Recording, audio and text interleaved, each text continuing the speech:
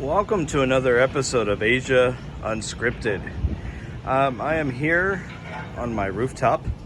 I showed you my apartment the other day, but I didn't show you the rooftop area. So there is a seating area with a great view of District 7. This is all District 7.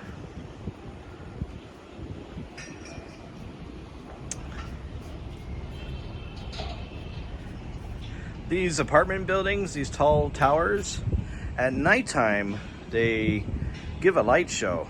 At the end of this video, if you wait to the end, I will show you what the night light show looks like. I'll attach that to the end of this video. So the purpose of this video is to talk about updates in Southeast Asia. So we got some more updates. Let's start with the Philippines. So the Philippines, they just announced today that if you are fully vaccinated, your quarantine time in the Philippines is cut in half to 7 days. Right now it is 14 days. Does that mean tourists can come back? No. This is beneficial for people who have the legal ties to the Philippines. So if you have a child, if you have a spouse, if you're on an SRRV visa, that will benefit you. Tourists, they're still talking about that.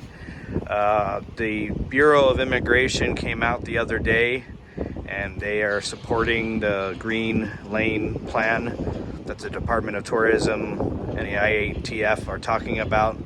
So that's a plus that the Bureau of Immigration is behind that proposal. They're still talking about it. Who knows when that will happen, if it will happen. Nothing happens quickly in the Philippines. Davao City, if you're in Davao City, starting tomorrow, June 5th, they are going back to MECQ. According to the Davao City government, there's just too many cases now every day. So they asked the IATF to downgrade from GCQ to MECQ.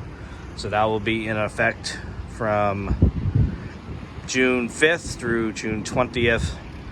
And of course, it's subject to an extension if things don't improve. So unfortunately for my friends in Davao City, things are kind of going backwards. Other areas that are under MECQ, I believe, are like CDO, Cagayan de Oro, and Iloilo. I think they're under MECQ. So right now, the focus on the cases have shifted from Manila out to the province. So now the province is getting hit with all these cases. Luckily, Cebu is doing good, but Negros Oriental, where Dumaguete is, not so good. They're playing with MECQ over there soon, I suspect. They say the hospitals are almost full, so we'll see what happens with Dumaguete and Negros Oriental. Well, that's what's going on there. Now, here in Vietnam, they stopped incoming international flights for a while, but now they've reinstated those again. So now if you're an expert, or if you're an investor and you got the proper paperwork, you can still get into Vietnam. Unfortunately, it's going to be a little bit more difficult because some countries, like the UAE, have banned flights to and from Vietnam. So your choice of airlines is going to be less. And a couple other countries in the Middle East have also banned flights to and from Vietnam because of our rise in cases. Let's see, Malaysia. They have a full lockdown. FMCO, I believe. Yeah, full movement control order. So everything is back to the way it was a year ago when they fully shut down. The only things that are open are like supermarkets and I think restaurants for takeaway. So they have a record-setting number of cases. So unfortunately for my friends in In Malaysia, you guys are under a full lockdown again. For our friends in Cambodia, Phnom Penh, they're under another lockdown starting today, I believe. So unfortunately, while things are improving in the West, things are going the other way here in Asia, especially Southeast Asia and South Asia. As for me, I'm still working. I'm working online, so I'm trying to stay home as much as possible. I don't know if you guys can see the traffic. There's hardly any traffic on the roads. Here in District 7, we are under something called Directive 15, which pretty much means, you know, you can't gather more than 10 people in a public spot. Non-essential businesses are closed down. The restaurants are open for takeaway and delivery, so on and so forth. But most people are just deciding to stay home and trying to not contribute to the problem.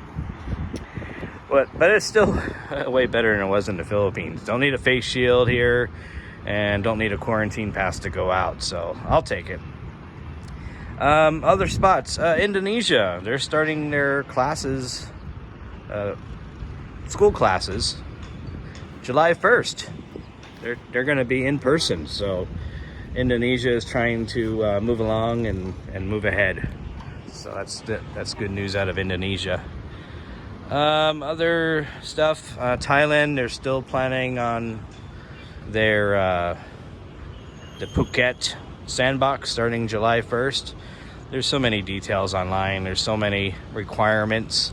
But basically, if you're fully vaccinated, you can come to Phuket. You don't have to quarantine, but you do have to stay on the island of Phuket for 7 days, and you have to stay in their list of hotels.